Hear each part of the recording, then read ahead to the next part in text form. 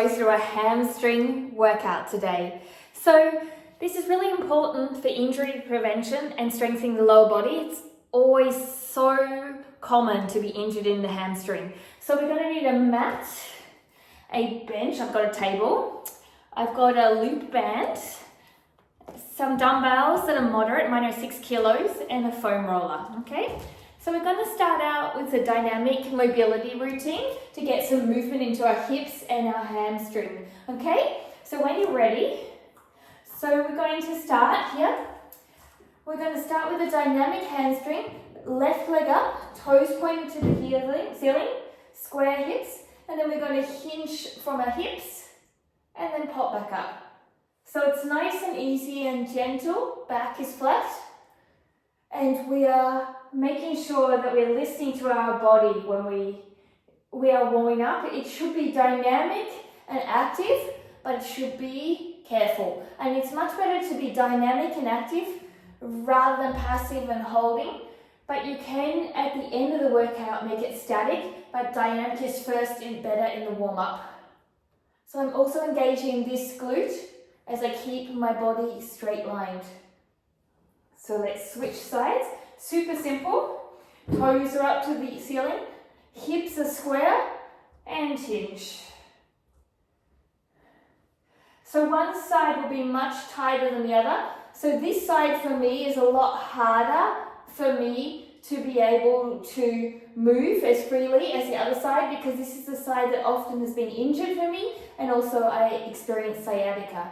Don't let the back or front leg turn out. Try not to hold for too long. Try to have a straight back. One more. So now we're going to go into a runner's lunge. And start in a plank. Left foot into the outside of the left hand here. Okay? And we're going to alternate back and forth.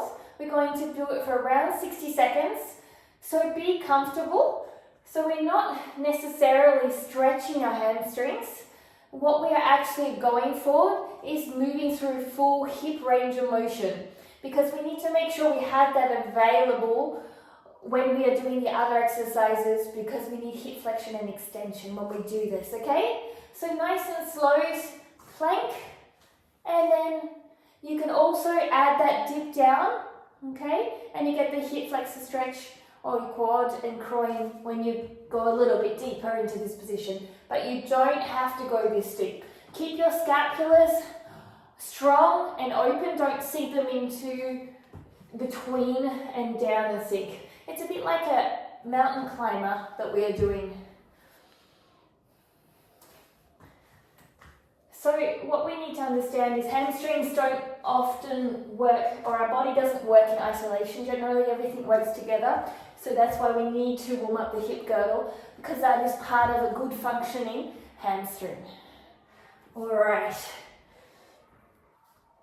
So now we're going to get to the circuit. Okay, we're going to do the band and the bench. So the band here is going to go around your ankles. We're going to flip onto our belly. We're going to go into hamstring curls, and one side and then the other. Okay, and then we're going to go into a hamstring bridge onto the bench, but you can take it on or off. So here I am. So I'm going to curl my left leg first, belly down, bend through my left knee, flex, and down. It's really important that the other foot stays anchored down as you do it.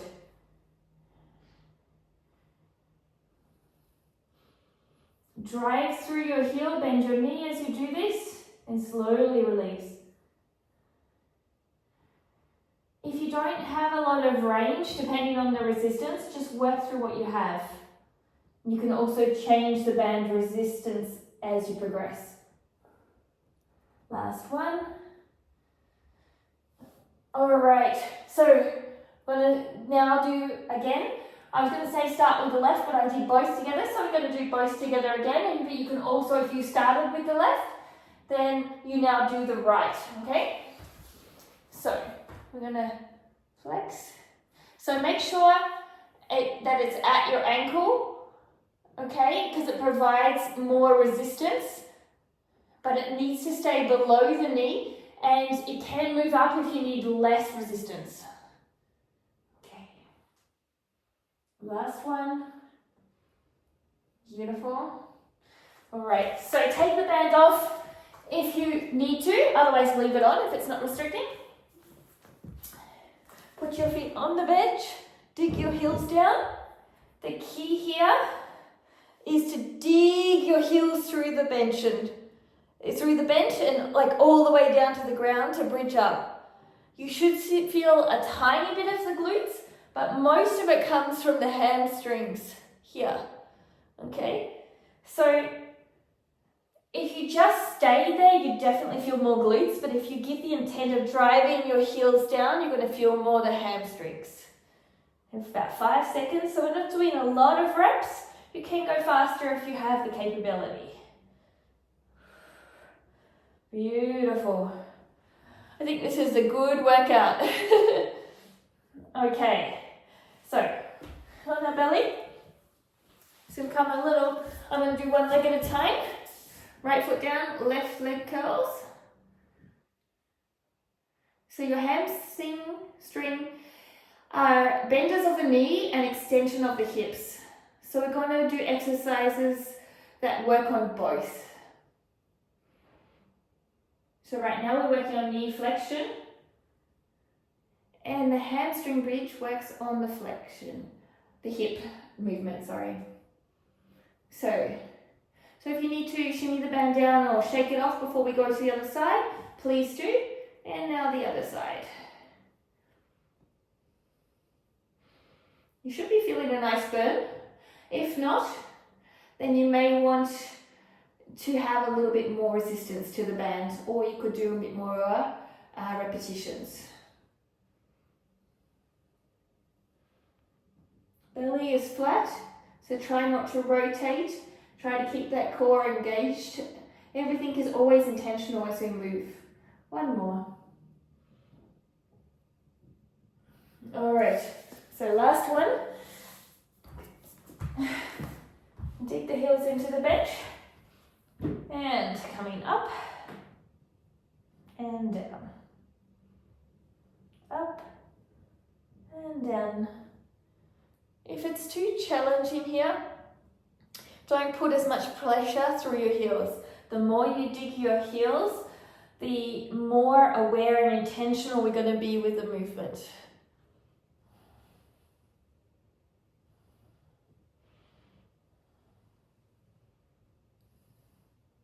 Dig down reminds me of the song Muse. I was just listening to it this morning. I was thinking of saying dig down. All right, so we're going to take our band off.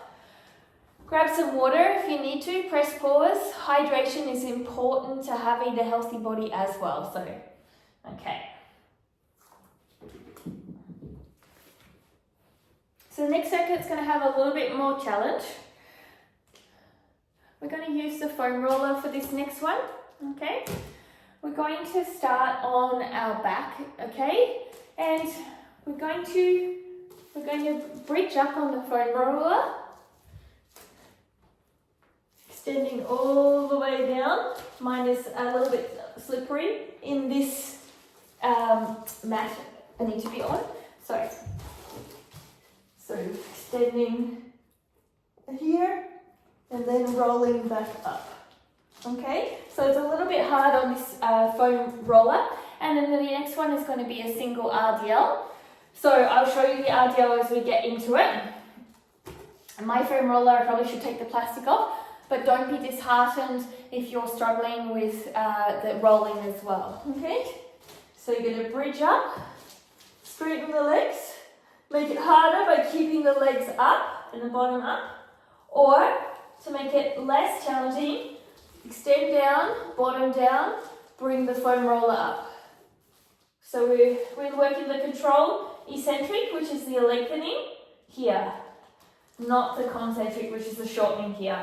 So you don't have to make the concentric exciting right now. You can just bring your bottom down. Unless you really don't feel any work, then keep that bottom up. And release. So put the foam roller just off to the side. I'm going to go to single RDLs. So we're just going to go from here. If you want to use a dumbbell, you can. You're just going to come down, keep horizontal, and come down. And for the first round, I'm just going to work on my mechanics, and I'm just going to make sure that my form is correct and my hips are driving back so that I have correct technique before I add any resistance. No rounding of the back, neutral spine, and our hip is going back as you do this. Spread your toes.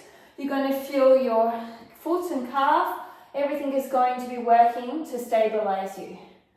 So onto the other side. So here, make sure you don't bring the leg out or open here. It's just going to be a hinge. And up.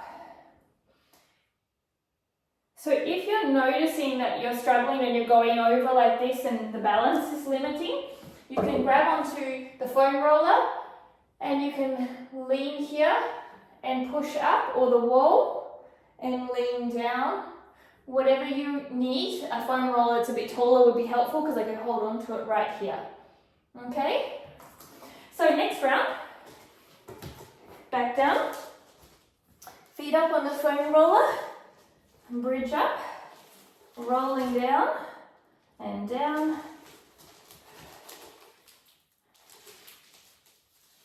So another way to progress instead of just coming up with the concentric being hard too is bringing one leg here, slowly extend on one. Now bring both legs together, lift up, extend the other leg, slowly extend on the other leg. So that's more challenging by doing it unilaterally. Okay? Let's do the other side before we go into... Beautiful. So, I'm going to hold my weight on the right side and do the left leg. So, I'm going to go down, here, so, and up. So think about going into a T shape here. Here's your T shape. And up. You're feeling tension through your hamstring. So you're zipping up as you come up, and that's what's lifting you up. Okay?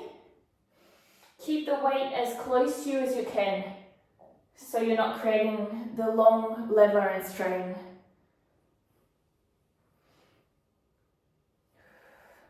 So swapping arm and leg, opposite arm leg.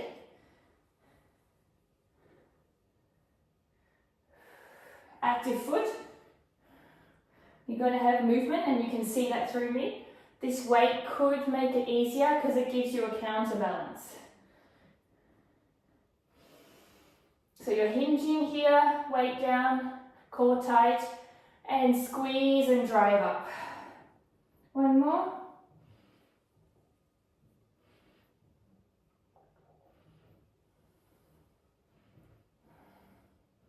And rest.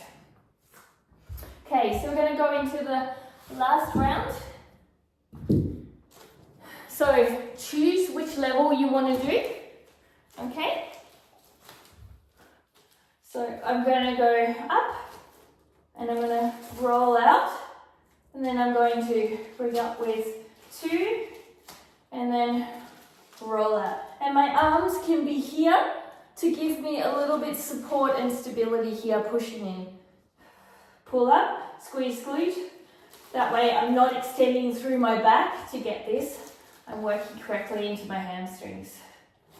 Remember, if your quality is not there, let's go back to double leg.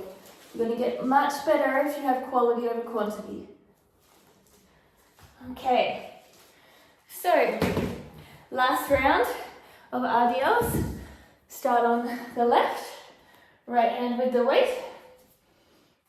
So from here, going down. You should be starting to feel the work and tired. You should feel your hamstrings working. The glutes are helping, your core is helping as you're doing this. Many of the exercises are great here because not only are we doing exercises that help your hamstring, we're doing unilateral, so we work out asymmetries and imbalances that often contribute to some of the injuries that we tend to happen. So other side.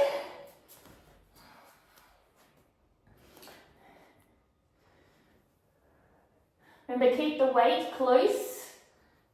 If you're losing your balance, it means you're working hard, and that's okay. You can always also put that toe down to recenter, so you can be more intentional in this practice.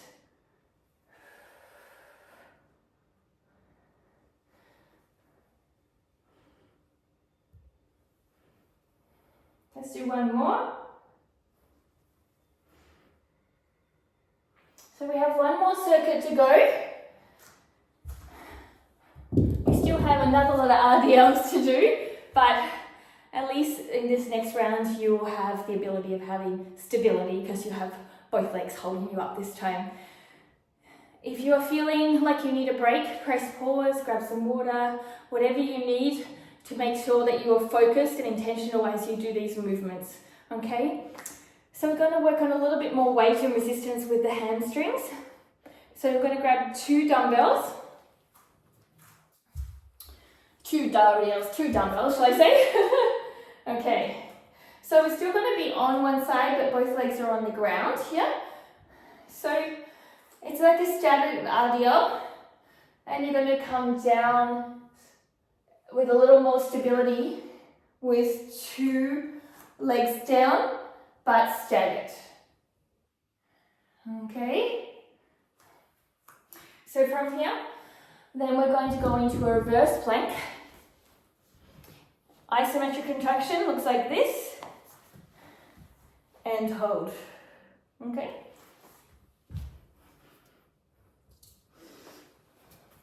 All right, so I'm gonna start on the left, the right goes behind.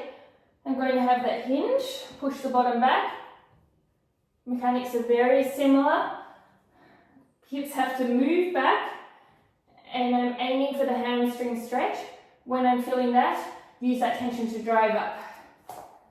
I like to keep my back foot closer, as it helps if you're a little bit tighter.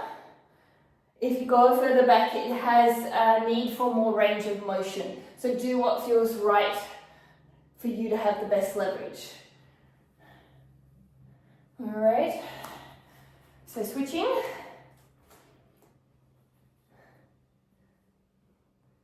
Beautiful. Keep the weights close to you. So this, a lot of people find that they get back pain when they're doing this. If you keep the weights as close as possible to you, it's going to help you to maintain technique, engage the right muscles, and take the pressure off the lower back. Okay? All right, place these down. We're coming into the reverse plank, hands under the shoulders, push up. Dig the heels down to counter and push those hips up. If you just hang out here, you're not really going to feel a lot. So you really need to dig those heels into the ground. Breathe.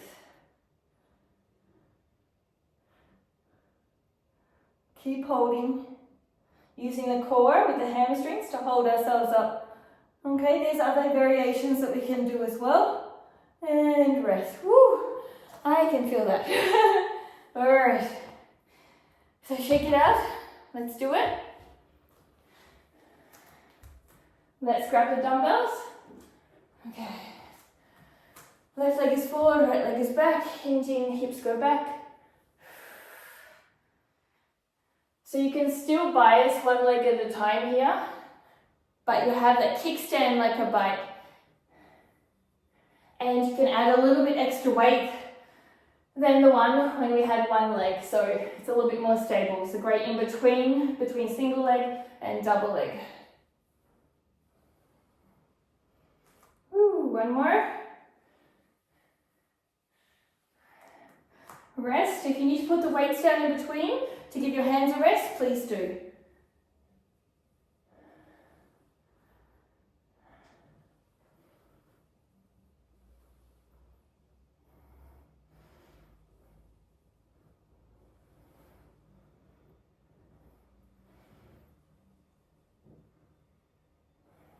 So at the bottom part of your RDL, your butt sticks out and your back is flat and you're getting a stretch through your hamstring. Use the tension to pull and yourself back up.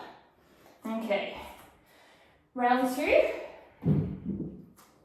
Going back into the reverse plank, hands underneath the shoulders. So set yourself up. If you want a little bit extra challenge here, we can add in an alternating leg lift. But don't sit your bottom as you lift your bottom, okay? We want to be active and stabilizing here, then lifting the leg. Use the glutes to help. Don't let the back arch. Tuck the tailbone as you do it. And rest. All right, so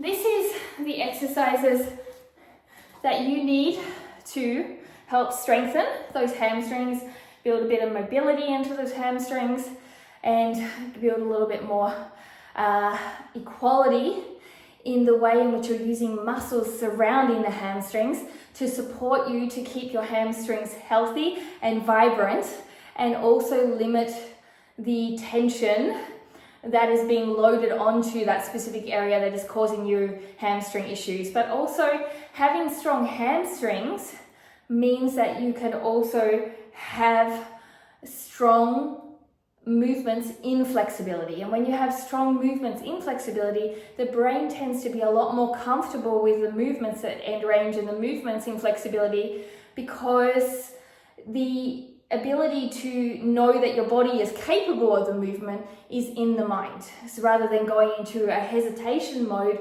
where it's like, I'm not sure, because you may have been injured often due to the fact that there was limiting strength or limiting mobility or limiting combination of the both altogether, okay?